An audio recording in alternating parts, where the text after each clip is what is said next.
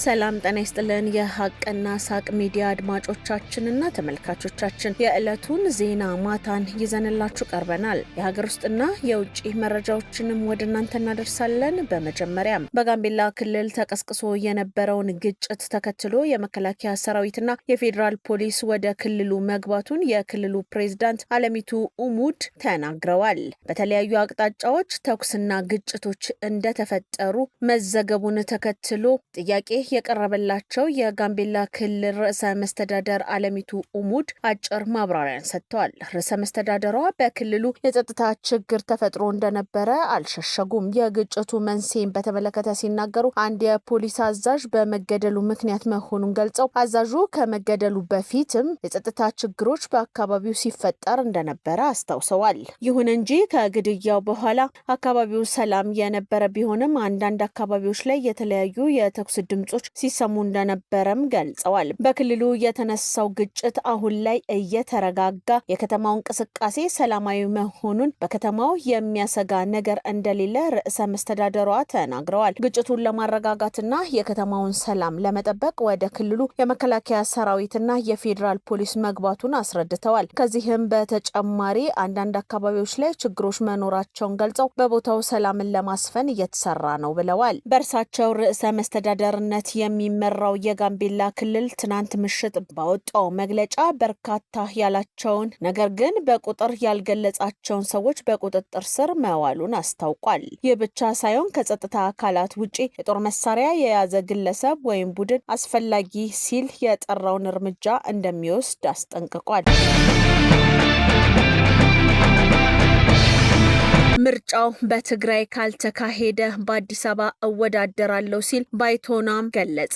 በትግራይ ክልል ሲንቀሳቀስ የቆየው ተቃዋሚው ባይቶና ፓርቲ በመጪው ግንቦት በሚደረገው ሀገራዊ ምርጫ ለመሳተፍ ዝግጅት እያደረገ መሆኑን ገልጿል። ፓርቲው በትግራይ ክልል ምርጫ ካልተካሄደ በአዲስ አበባ ከተማ ለመወዳደር ወጥኖ እየተንቀሳቀሰ እንደሆነ ተረድተናል ብለዋል። ፓርቲው በአማራና አፋር ክልሎች የመወዳደር ውጥን ያለው ቢሆን ሆኖም በሁለቱ ክልሎች በምርጫው ለመሳተፍ አስቻይ ሁኔታ የለም ብሎ እንደሚያምን መረዳት ተችሏል። ፓርቲው በትግራይ ክልል ምርጫ ማካሄድ በሚቻልባቸው ሁኔታዎች ላይ ከብሔራዊ ምርጫ ቦርድ ጋር ንግግር መጀመሩም ተዘግቧል። የሰሜን ኢትዮጵያ ጦርነትን ተከትሎ የፓርቲው ፍቃድ ተሰርዞ የቆየ ሲሆን በሚያዝያ ወር 2016 ዓ.ም ግን ፓርቲው በሀገር አቀፍ ደረጃ ለመንቀሳቀስ የሚያስችለውን ፍቃድ እንዳገኘ ይታወሳል።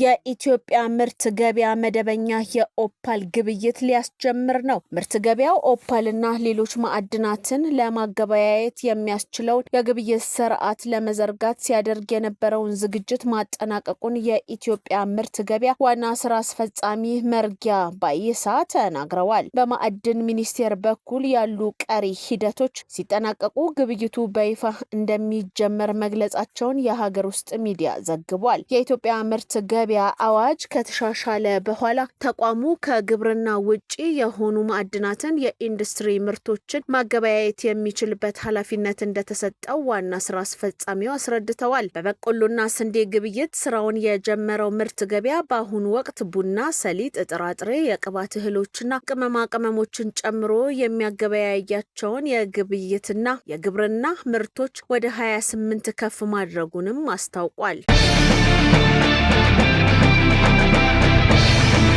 በሽንሽቾ ከተማ አዲስ ከንቲባ ተሾሙ። ከፍተኛ አመራሮችም ከኃላፊነታቸው ተነስተዋል። በከምባታ ዞን ሽንሽቾ ከተማ በሰርግ ድንኳን መንገድ በመዝጋቱ ምክንያት ከተከሰተው የመኪና መቃጠል አደጋ ጋር ተያይዞ የከተማዋ ከንቲባና የዞኑ የመንግስት ዋና አስተባባሪ ከስልጣናቸው መነሳታቸው ታወቀ።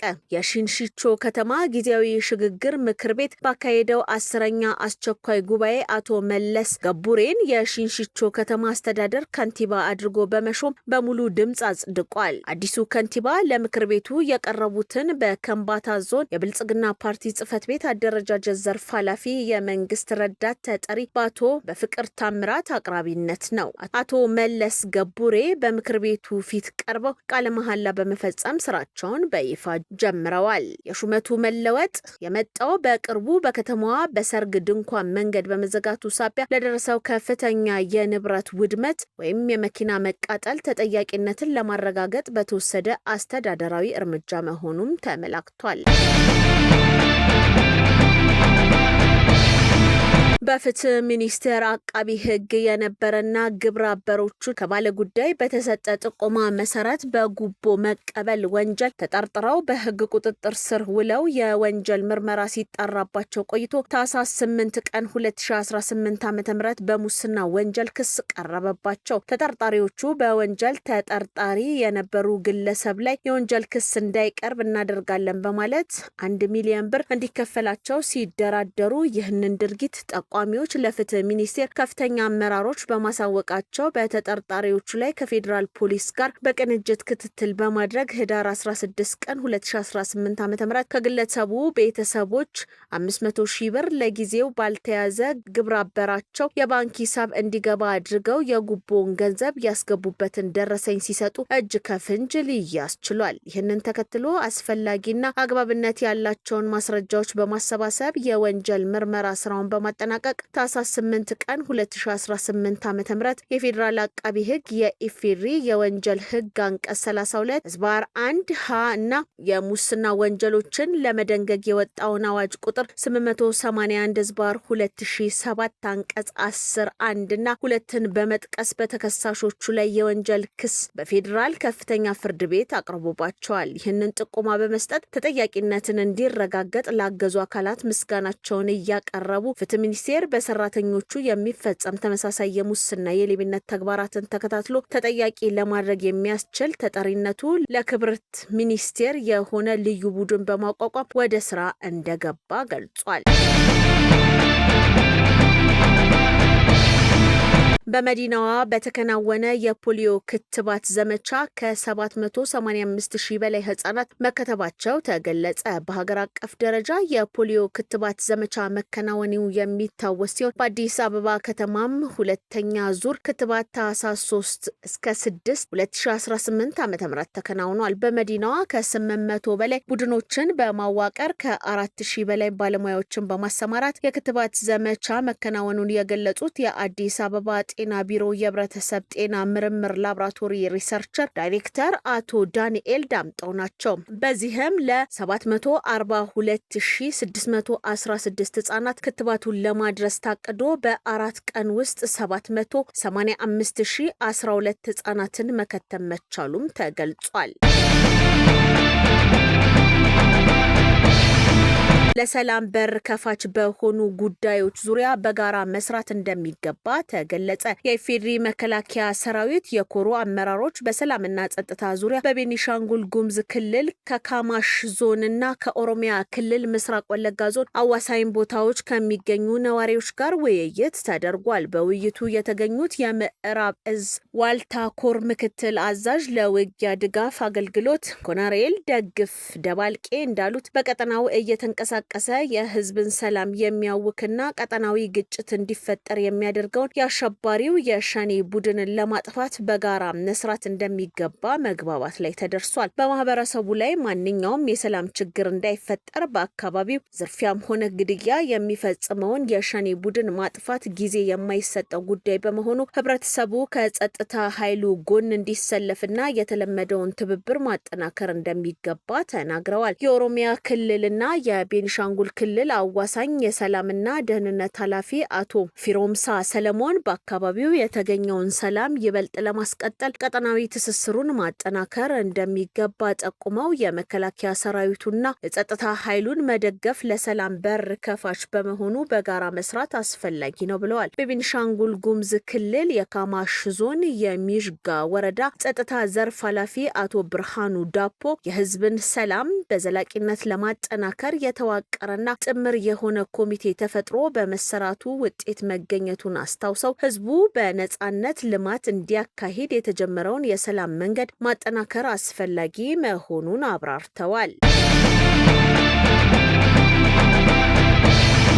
ኢትዮጵያ የኮፕ 32ን እንድታስተናግድ መመረጧ የበሳል የዲፕሎማሲ አካሄድ ውጤት ነው ተባለ። ኢትዮጵያ 32ኛውን የተባበሩት መንግስታት ድርጅት የአየር ንብረት ጉባኤን እንድታስተናግድ መመረጧ በኢኮኖሚም ሆነ በጂኦ ፖለቲካዊ ረገድ ትልቅ ተጽዕኖ እንዲፈጥር ያስችላታል ተብሏል። በኢኮኖሚ በኩል በሺዎች የሚቆጠሩ ዓለም አቀፍ ተወካዮች ወደ ሀገር ውስጥ በሚገቡበት ወቅት ለሆቴል፣ ለቱሪዝምና ለአየር መንገድ ዘርፎች ከፍተኛ ገቢ የሚያስገኝ ሲሆን ሀገሪቱ ለምታከናውናቸው የአረንጓዴ ልማት ስራዎች የውጭ ኢንቨስትመንትና የአየር ንብረት ፈንድ ፋይናንስን ለመሳብ ምቹ መድረክ ይፈጥርላታል። በጂኦፖለቲካዊ ረገድ ደግሞ ሀገሪቱ በዓለም አቀፍ ደረጃ ያላትን ገጽታ ከመገንባት ባለፈ በአካባቢያዊ ጉዳዮች ላይ ያላትን መሪነት ዳግም እንድታረጋግጥ ያስችላታልም ተብሏል።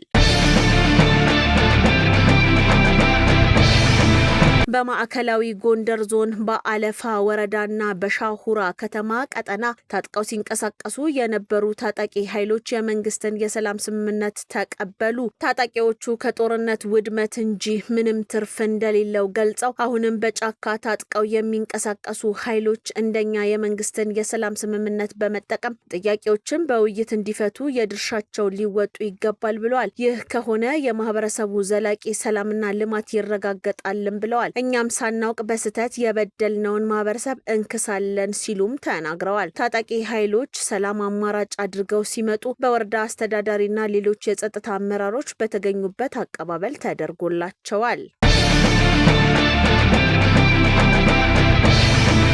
የኢትዮጵያ የገቢና ወጪ ንግድ እንዲቀላጠፍ የኢትዮ ጅቡቲ ምድር ባቡር የበኩሉን እየሰራ መሆኑ ተነገረ። ዘንድሮ ብቻ ኢትዮጵያ የቡና ወጪ ንግድ 100% በኢትዮ ጅቡቲ ምድር ባቡር መጓጓዙም ተሰምቷል። ምድር ባቡሩ ከዚህ ባለፈ ነዳጅ፣ ማዳበሪያ፣ ዘይት፣ ግዙፍ ማሽነሪና የኮንስትራክሽን እቃዎች፣ የከተማ አውቶቡሶች እና ሌሎችም በአንዴ እየጫነ ወደ ማዕከል ማምጣቱን አስረድተዋል። ኢኮኖሚው በሎጂስቲክ ማዕዘን እንዳይደናቀፍም የበኩሉን እየሰራ እንደሆነ ታውቋል። 35ኛው የምስራቅ አፍሪካ ተጠንቀቅ ኃይል የፖሊሲ አካላት ስብሰባ በሶማሊያ ዋና ከተማ ሞቃዲሾ ከታህሳስ 4 ቀን ጀምሮ እየተካሄደ ነው። ተጠቃሹ ስብሰባ በየደረጃው ለ6 ተከታታይ ቀናት እየተካሄደ የሚቆይ ሲሆን ተሳታፊዎቹም የሁሉም አባል ሀገራት ከፍተኛ ኤክስፐርቶች፣ የጦር ኃይሎች ጠቅላይ ኤታማዦር ሹሞችና የመከላከያ ሚኒስትሮች ናቸው። ስብሰባው ባለፉት 3 ቀናት በአባል ሀገራት ቴክኒካል ኮሚቴዎች ሲካሄድ ቆይቶ በመቀጠል በአባል ሀገራት የጦር ኃይሎች ኤታማዦር ሹሞችና ተወካዮች ለ2 ቀናት የቀጠለ ሲሆን በቀጠናው የሚስተዋሉ የሰላምና የደህንነት ችግሮችን በጋራ ለመፍታት የሚያስችሉ አጀንዳዎች ላይ መክሯል። የሀገራችን ተሳትፎን አስመልክቶ የመከላከያ ውጭ ግንኙነትና ወታደራዊ ትብብር ዋና ዳይሬክቶሬት ዳይሬክተር በሜጀር ጀነራል ተሾመ ገመቹ የሚመራ የልዑካን ቡድን በክቡር የጦር ኃይሎች ጠቅላይ ኤታማዦር ሹም ክቡር ፊልድ ማርሻል ብርሃኑ ጁላ ተወክለው በአባል ሀገራቱ የኤታማዦር ሹም ስብስብ ላይ እየተሳተፉ ይገኛሉ። አባል ሀገራቱ የተጠንቀቅ ኃይሉን ከማጠናከር አኳያ የነበራቸውም ተሳትፎ አድንቀው ኢትዮጵያ እንደተለመደው በቀጠናው የሰላምና የደህንነት ተሳትፎዋን አጠናክራ እንደምትቀጥልና የተጠንቀቅ ኃይሉን ከማጠናከር አኳያ ግንባር ቀደምና ምሳሌ የሚሆን ሚዛናዊ ሚናዋን አበክራ እንደምትሰራ ተገልጿል። በኤክስፐርቶች ደረጃና በጦር ኃይሎች ጠቅላይ ኤታማዦር ሹም ደረጃ ሲካሄድ የነበረው ስብሰባ የተጠናቀቀ ሲሆን በነገው ዕለት በአባል ሀገራት የመከላከያ ሚኒስትሮች ካውንስል ደረጃ የሚቀጥል ይሆናል። የአሜሪካ ሴኔት ለ2026 የመከላከያ በጀት $901 ቢሊዮን አጸደቀች። ሴኔቱ በአሜሪካ ታሪክ ከፍተኛ የተባለውን የመከላከያ በጀት አጽድቋል። ከበጀቱ ውስጥ 4% ለዩክሬን የሚሰጥ ድጋፍ ነው። ፕሬዚዳንት ዶናልድ ትራምፕ አዋጁን በፊርማቸው ሕግ አድርገው ያጸድቁታልም ተብሏል። ከበጀቱ ውስጥ 4% ለዩክሬን የሚሰጥ ድጋፍ ነው። ፕሬዚዳንት ዶናልድ ትራምፕ አዋጁን በፊርማቸው ሕግ አድርገው ያጸድቁታልም ተብሏል። የተወደዳችሁና የተከበራችሁ የሀቅና ሳቅ ሚዲያ አድማጮቻችን ዜና ማታ የተከታተላችሁትን ይመስል ነበረ። ጥሩ ጊዜ ይሆነላችሁ።